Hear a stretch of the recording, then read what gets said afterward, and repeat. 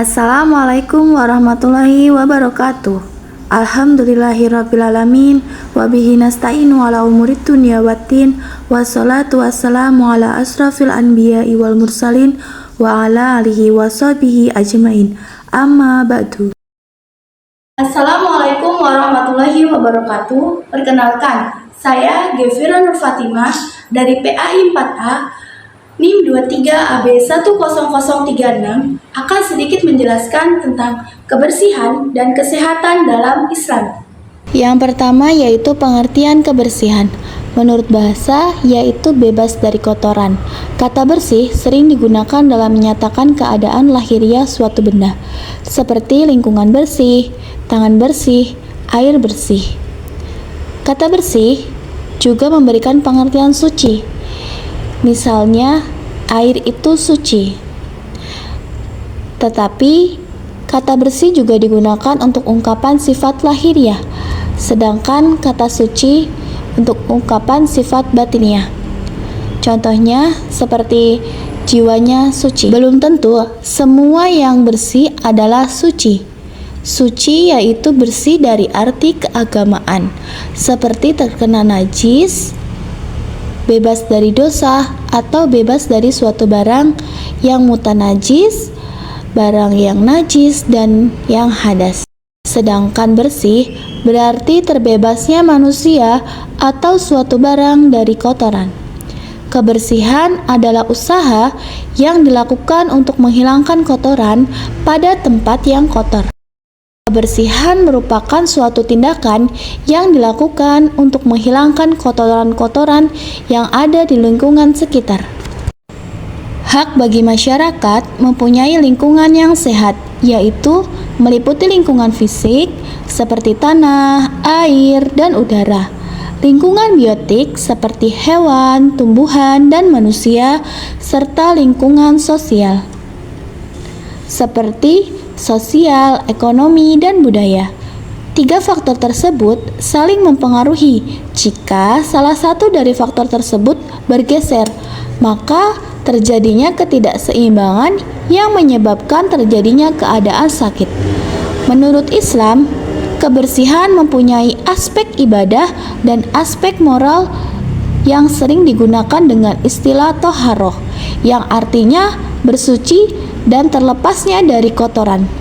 Ada 3 macam istilah kebersihan dalam Islam, yaitu yang pertama yaitu nazafah atau biasa disebut dengan nazif, merupakan kebersihan tingkat pertama, seperti bersihnya dari kotoran secara lahiriah yang bisa dibersihkan dengan air. Yang kedua yaitu toharoh, menurut bahasa menyucikan yang mengandung arti lebih luas, meliputi kebersihan lahiriah dan batiniah. Yang ketiga yaitu tazkiyah, yaitu membersihkan diri dari sifat yang tercela dan memperbaiki diri dari sifat yang terpuji. Cakupan kebersihan dalam Islam yaitu kebersihan pakaian, tempat ibadah, badan, yang lebih spesifik lagi yaitu kebersihan gigi, tangan, dan kepala. Selanjutnya yaitu jenis-jenis kebersihan. Yang pertama, kebersihan diri, meliputi kebersihan badan. Bisa dilakukan dengan rutin mandi, gosok gigi, mencuci tangan, dan memakai pakaian yang bersih. Mencuci adalah salah satu cara menjaga kebersihan dengan menggunakan air dan sejenis sabun ataupun deterjen.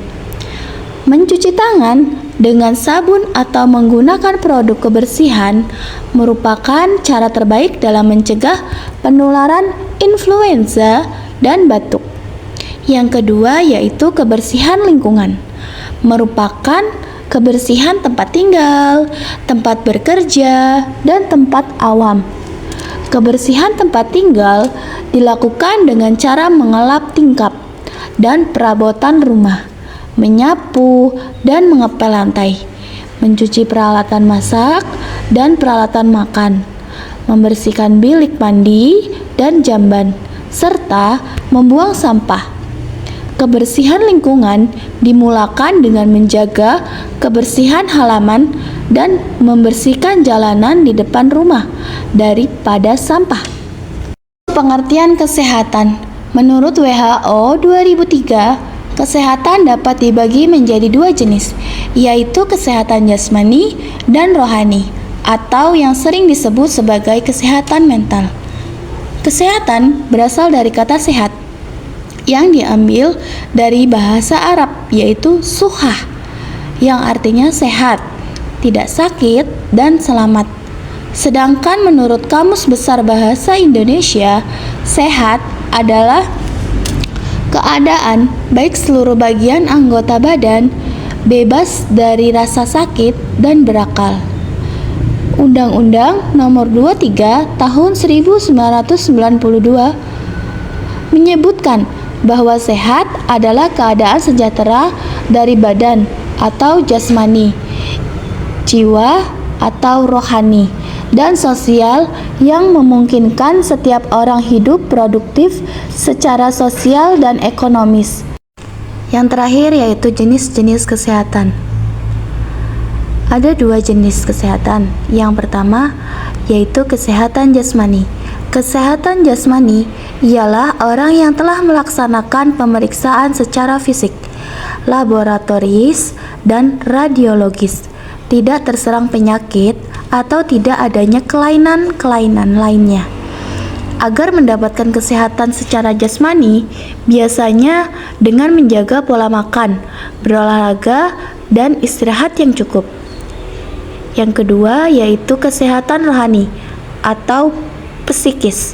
Menurut Kemenkes, kesehatan mental yang baik adalah kondisi ketika batin kita berada dalam keadaan tentram dan tenang, sehingga memungkinkan kita untuk menikmati kehidupan sehari-hari dan menghargai orang lain di sekitar.